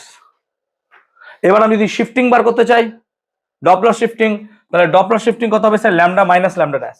তাহলে দেখ ল্যামডা ড্যাশ মাইনাস ল্যামডা মানে পড়ে থাকছে কত, minus u by c into lambda. এখান থেকে ডপলার শিফটটা বার করা হয়। এবার ডপলার শিফটটা দেখা যায় যে সেটার ল্যামডা ড্যাশ মাইনাস ল্যামডা কমছে না বাড়ছে, তাহলে সেক্ষেত্রে বিবেচনা করতে পারবা তুমি যে ওয়েদার এটা আমাদের কাছে আসছে না দূরে আসছে। এর অ্যাপ্লিকেশন অনেক জায়গা আছে। কোনো একটা নক্ষত্রের মধ্যে বা কোনো একটা সিস্টেমের মধ্যে যদি আমি একসাথে red shift plus blue shift দুটোই পাই, আমরা বুঝে নেবো যে সেখানে একটা বাইনারি স্টার সিস্টেম আছে। বাইনারি স্টার সিস্টেমের ক্ষেত্রে কি হচ্ছে যে তাদের মধ্যে কখনো দুটো স্টারের মধ্যে দূরত্ব হচ্ছে, কখনো কাছে আসছে। বাইনারি স্টার সিস্টেমের ক্ষেত্রে সবসময় রেড শিফট আর ব্লু শিফট দেখা যায়। কোনো একটা মহাজাগতিক বস্তু যে খুব ভেলোসিটি নিয়ে দৌড়াচ্ছে, ভি তার বেশি, তার শিফটিং আলাদা হবে, তখন বুঝবো সেই বডিটা হচ্ছে কোয়েজার। তাহলে বিভিন্ন ক্ষেত্রে আমরা সেই বডিগুলোকে অবজার্ভ করতে পারি। আমরা পট করে বলে দিই যে অমুক জায়গায় একটা কোয়েজার ফাউন্ড করা গেছে মানে এরকম নয় দূরবীক্ষণে দেখা গেছে। এর মারফত আমরা বুঝতে পারি, এগুলোকে বলে প্রত্যক্ষ বা পরোক্ষ ক্যালকুলেশন, যে আমরা ইনডাইরেক্ট ক্যালকুলেশন করে বুঝতে পারছি। যেমন অবজারভেবল ইউনিভার্স বাড়ছে, এর একটা প্রত্যক্ষ প্রমাণই হচ্ছে second law of thermodynamics. Second law of thermodynamics এর অ্যাকর্ডিং টু রুলস যে তুমি যাই করবা তাতে ডিসঅর্ডারনেস বাড়বে, তোমার তুমি কথা বললেও ডিসঅর্ডারনেস বাড়বে। তো ডিসঅর্ডারনেস বাড়ছে মানে কি, স্টেবিলিটি আসছে আরো, আর স্টেবিলিটি আসছে মানে কি, বিশ্ব ব্রহ্মাণ্ড স্টেবল হতে চাইছে। স্টেবল হচ্ছে বলে সে কি করছে, এক্সপান্ড করছে, সে কি করছে, আরো স্টেবল হতে চাইছে। তো এখান থেকে আমরা বলতে পারি যে হ্যাঁ ভাই বিশ্ব ব্রহ্মাণ্ড বাড়ছে। আবার শিফট থেকেও বুঝতে পারছি। তো সব জিনিসই এক জায়গায় বোঝাচ্ছে যে সামহাউ ইউনিভার্স তোমার বাড়ছে, বড় হচ্ছে। বড় হতে হতে এমন একটা সময় আসবে যখন সমস্ত ক্ষেত্রে কি হবে, ইউনিভার্স স্টেবিলিটি চলে আসবে। এখনো আসেনি, আসতে বহু সময় লাগবে, কারণ ইউনিভার্স তৈরি হয়েছে কোন একটা জায়গা থেকে, ও শেষও হবে কোন এক জায়গায় গিয়ে, যে আবার হয়তো নতুন ইউনিভার্স তৈরি হবে, আমরা সেটা জানিও না কি হবে না হবে। ক্লিয়ার হয়েছে? তো বেসিক্যালি এই গল্প আমরা মোটামুটি এখান থেকে দেখতে পাই। তো এগুলো জাস্ট ইউজেস গুলো পড়ে নিতে পারো, কি কি এগুলো পরীক্ষায় আসে বলো। এমন কিছু ধর যখন কোনো একটা স্টারের ডেথ হচ্ছে, ধর অনেক রকম ঘটনা ঘটতে পারে। স্টারের ডেথ হওয়া মানে কি, স্টারের ভেতরে যে হাইড্রোজেন হিলিয়াম আছে না, এগুলো জ্বলছে ইন দ্য সেন্স, এগুলো জ্বলছে ইন দ্য সেন্স যে এগুলোর মধ্যে নিউক্লিয়ার সংযোজন বা নিউক্লিয়ার রিয়াকশন হচ্ছে, হওয়ার ফলে এগুলো হায়ার এলিমেন্টে তৈরি হচ্ছে। হায়ার এলিমেন্ট মানে যেমন ধর হাইড্রোজেন থেকে হিলিয়াম তৈরি হচ্ছে, তেমনি হিলিয়াম থেকে বেরিলিয়াম হতে হতে হতে ক্লাস 12 এ পড়াবো, খুব ইন্টারেস্টিং জিনিস, হতে হতে হতে লাস্ট লো হাই পৌঁছাবে ফেরাসে গেলে পরে তো টোটালি নিউক্লিয়ার রিয়াকশন বন্ধ হয়ে যাবে। মানে কি, ফেরাস হচ্ছে দ্য মোস্ট স্টেবল এলিমেন্ট, আমরা পড়াবো যখন আমরা বাইন্ডিং এনার্জি ভার্সেস তোমার এই গ্রাফটা পড়াবো মাস নাম্বার, তো মোস্ট স্টেবল। এবার লোহা হয়ে গেল মানে তোমার রিয়াকশন বন্ধ। তার মানে যদি সূর্যের কোরে যাস প্রচুর লোহা পাবি, কেন এত বছর ধরে কিছু লোহা তো জমেছে রে ভাই। লোহা জমতে জমতে জমতে জমতে এমন একটা টাইম আসবে যখন হাইড্রোজেন হিলিয়ামের ফুয়েল পুরো শেষ হয়ে যাবে। পুরো ফুয়েল শেষ হয়ে গেল মানে কি, তার আলোক মন্ডল থেকে আলো যাওয়া বন্ধ হয়ে যাবে, তখন সেটা লাল রঙের লাগবে, আগুন যেমন কয়লা লাগে ওরকম। তো এরকম দেখতে লাগবে, তাকে বলা হয় রেড ডোয়ার্ফ। রেড ডোয়ার্ফ মানে কি, যে প্ল্যানেটটা এখন এমন হয়ে গেছে যে তার মধ্যে জ্বালানি শেষ হয়ে গেছে, ও শেষ, এবার ও আস্তে আস্তে কোলাপস করবে। কোলাপস করে কি তৈরি হবে সেটা তো আমরা জানি না। কোলাপস করে কি তৈরি হতে পারে, একটা নিউট্রন স্টারে পড়ে পড়ে থেকে যেতে পারে, যে ওইভাবে স্টার হয়ে থেকে গেল, আস্তে আস্তে কি সে হিটকে রেডিয়েট করে দিল। কখন হবে এটা, তারও ক্যালকুলেশন আছে। যদি একটা লোহার এলিমেন্ট সেন্টারে ক্রিটিক্যাল মাসের থেকে বেশি না হয়, ক্রিটিক্যাল মাসের নিচে থাকলে ওইভাবে নিউট্রন স্টার রূপে থেকে গেল। কিন্তু যদি ওই ক্রিটিক্যাল মাসের থেকে বেশি মাস তার মধ্যে থাকে, তখন তার ভেতরে গ্র্যাভিটি বেড়ে যায়। কেন? ভেতরে লোহা আছে, আস্তে আস্তে উপরের দিকে হয়তো হালকা এলিমেন্ট আছে। তো ভেতরের গ্র্যাভিটি বেড়ে যাওয়ার কারণে কি হয়, যে ওপরে সমস্ত কিছু অংশ ভেতরের দিকে কোলাপস করতে থাকে। যেমন তাসের পাতা থেকে একটা ঘর বানিয়েছিস, সেখান থেকে একটা তাস বার করে নিলে কোলাপস হয়ে যায়, ওরকম ভাবে স্টার কোলাপস করে। স্টার কোলাপস করলে পরে কি হয়, তার একটা ছোট্ট পয়েন্টের মধ্যে সমস্ত মাস গিয়ে জমা হতে থাকে। আমরা ছোট্ট পয়েন্ট বলছি, কিন্তু এখনো পয়েন্টটা ডিফাইন্ডই নয়। পয়েন্ট এখনো ডিফাইন্ড নয় ইন দ্য সেন্স আমরা বলতে পারি যে সেই জায়গা আমরা এখনো অ্যাচিভই করতে পারিনি, তাকে বলা হয় সিঙ্গুলারিটি। সিঙ্গুলারিটি, সেজন্য বলা হয় বিগ ব্যাং এর সময় আগে যেটা ছিল সেটাও সিঙ্গুলারিটি ছিল, যে ওখান থেকে সব বেরিয়েছে। কারণ সিঙ্গুলারিটি এমন একটা জায়গা যেখানে অসীম মাস থাকতে পারে, যদি বা সেটা মানে আমি অত বেশি এখনো পড়িনি ওটা নিয়ে। তো ওই সিঙ্গুলারিটির মধ্যে গিয়ে জমা হচ্ছে, সেই সিঙ্গুলারিটির মধ্যে গিয়ে জমা হলে পরে সেটা একটা ব্ল্যাক হোলে পরিণত হচ্ছে। ব্ল্যাক হোল মানে কি, এমন একটা জায়গা যেখানে ডেনসিটি খুব হাই, মানে এতই হাই যে তার মধ্যে যদি লাইট যায়, সেই লাইটও তার মধ্যে বেন্ড হয়ে যাচ্ছে। এবার অনেক সময় কি হয়, যখন স্টার কোলাপস করে তখন সে খুব জোরে স্পিন করতে শুরু করে, এবং তার দুটো টেল পাওয়া যায়, উপরে একটা টেল নিচে একটা টেল। সেখান থেকে ফাইজার তৈরি হতে পারে, কোয়েজার তৈরি হয়, এরকম বিভিন্ন ফেনোমেনা হয়। বুঝতে পারছি ব্যাপারটা? তো এইরকম ঘটনা ঘটে। যেমন কোয়েজার স্পিন অনেক বেশি এবং এর ভেলোসিটি 80% অফ দ্য লাইটের ভেলোসিটি প্রায় 80% এর কাছাকাছি। তো এত হাই মাস কিন্তু তার ভেলোসিটি 80% অফ লাইট, মানে বুঝতে পারছিস 80% অফ লাইট মানে যথেষ্ট হাই ভেলোসিটি। ক্লিয়ার হলো? তো এইভাবে এগুলো ঘটে এবং এগুলো আমরা তো অবজার্ভ করি। ঠিক আছে, ক্লিয়ার? তাহলে ওয়েভ মোটামুটি, তাহলে আমরা ওয়েভের থিওরি পার্টটা আমরা মোটামুটি এখানে কমপ্লিট করলাম। ক্লিয়ার আছে? কোনো সমস্যা?